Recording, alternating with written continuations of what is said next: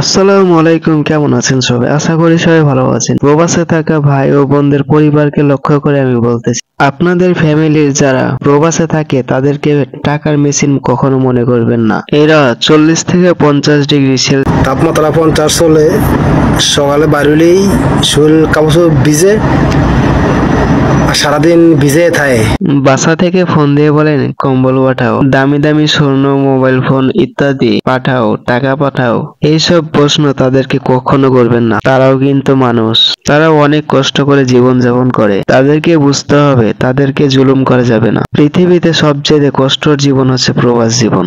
বাংলাদেশে জেলখানার ভিতরে থাকলে মাঝে মাঝে আত্মীয় স্বজন কেউ দেখা করতে পারে, আর প্রবাস নামে জেলখানা এমন একটা জেলখানা, চাইলেও সেখানে গিয়ে দেখা করতে পারবেন না। তাদেরকে নিয়মিত ও বেসিক ভাবে ডিউটি করে যেতে হয়। তাদেরকে ঘুম থেকে উঠতে হয় অনেক সকাল। আমরা দেশে থেকে অনেকে অনেক লেট করেও ঘুম থেকে উঠে, তাদের তুলনায় একটু বিবেচনা করে দেখা যায়। শুধু এখানেই শেষ না, মা বাবা, বউ, ভাই বোন সকলের মায়া ত্যাগ করে থাকতে হয় সেই দূর প্রবাসেই। প্রবাসী ফ্যামিলিদের বলতেছি, আপনার স্বামী কিংবা ভাই কিংবা ছেলে যে হোক না কেন, তাদেরকে কখনো অত্যাচার করবেন না। তাদেরকে বুঝতে দিন যে তাকে ছাড়া আপনারা ভালো নেই, আর তাদের দ্বারাই আপনারা সুখে আছেন।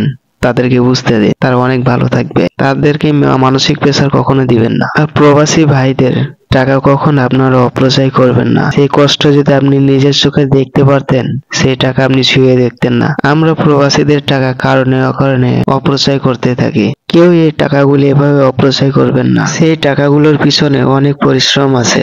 শুধু তাদের পাঠানো টাকাগুলি আমরা চোখে দেখতে পাই, কিন্তু তাদের পরিশ্রম আমরা চোখে দেখতে পাই না। প্রবাসী ফ্যামিলির সবাই যে এমন তা আমি কখনো বলবো না। বেশ কিছু ফ্যামিলি এমন। আপনি যদি প্রবাসী ফ্যামিলির সদস্য একজন হয়ে থাকেন, ভিডিওটা লাইক কমেন্ট শেয়ার করে পাশে থাকবেন। সকলে ভালো থাকবেন, সুস্থ থাকবেন। আল্লাহ হাফেজ। ভিডিওটা লাইক কমেন্ট শেয়ার করে পাশে থাকুন। BD Raj. Subscribe.